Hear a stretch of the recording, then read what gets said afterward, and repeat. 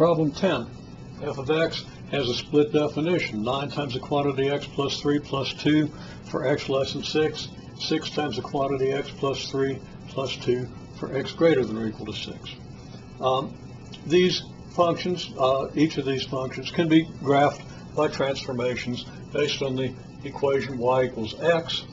On this one, you would vertically stretch it by factor 9, shift it 3 units to the left and 2 units up. This one, you would shift the y equals x function, or you would stretch the y equals x function by factor 6, shift it 3 units to the left, and raise it by 2. Okay.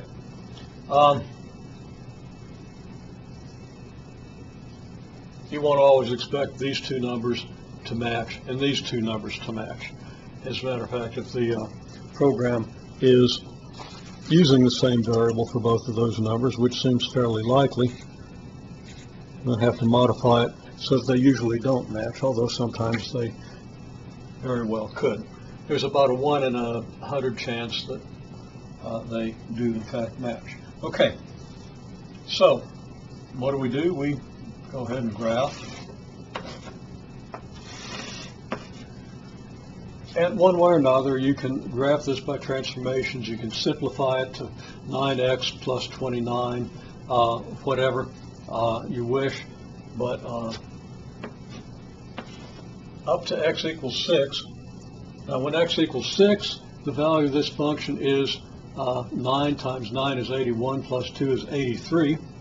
And the value of this function will be 6 times 9, which is 54, plus 2, which is 56. Knowing that in advance, we can label the graph. I suppose I'll put 100 here. And then I'll graph this function. The point 6 gives us, again, 83. So we got the point 6, 83. And that's for x less than 6. At x equals 6, that's the value we would have, but we use an open circle because that's not going to work. The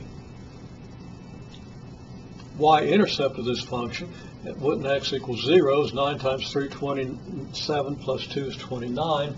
So we have the point 0, 29.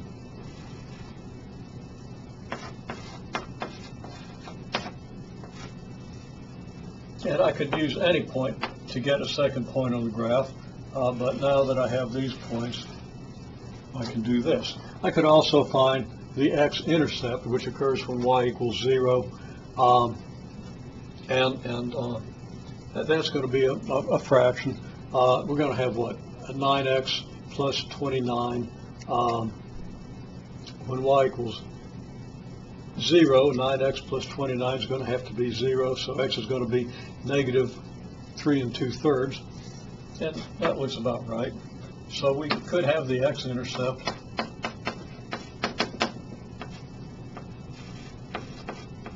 I think it's negative 3 2/3, and we could have used that as a second point.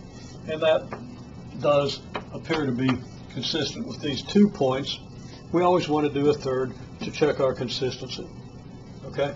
And that looks reasonably consistent, so I'm going to assume that I did that correctly. If I didn't, please correct me. Okay, the other is 6 times x plus 3 plus 2 for x greater than or equal to 6. Let's find 2 points. Let's find first the x equals 6 point, which occurs when x equals 6. 6 and 3 is 9 times 6 is 36, and add 2 we get 38. So we get 638. Now, 100's here. This is 29. 38 would be probably about here. So this is going to be the point 6, what did I say, 38. Actually, that's not even close. I'm completely wrong about that calculation. I'm not sure. Getting close to supper time. 6 times substitute for x gives us 9. 6 times 9 is 54, and 2 is 56. So we're up past this point. Let's say this is 656. That's on the second graph. And the x equals 6 point is included because x is greater than or equal to 6. So we're going to do a closed dot here. Then if we want, we could find the y-intercept when x equals 0. We get 6 times 3 is 18 plus 2 is 20. So the x-intercept, among other things, tells me that I labeled this in an unfortunate place because the graph is going to go right through that label. So let me fix that. Okay, 656 is now here. 0, 20. And remember, this point was 0, 29. So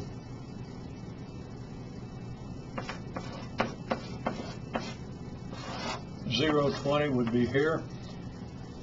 That point will also be on the graph, since it's clearly a point where, actually it's not on the graph, but this point will allow us to graph the function.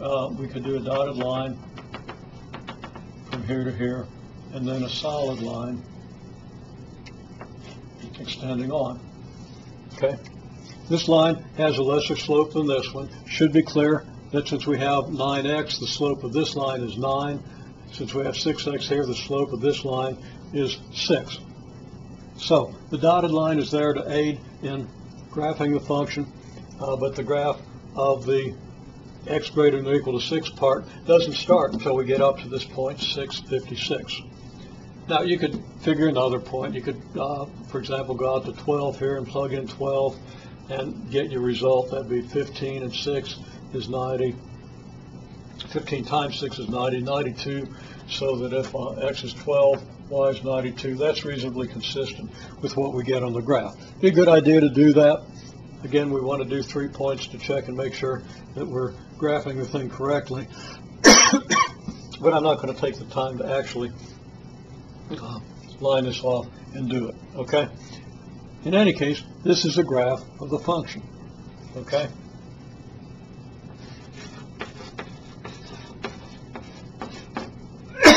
Excuse me. That's a graph of the function y equals f of x equals, I'll just put etc. there. Same thing we've got written up here. Don't want to take the time or take up the board space to write it all out.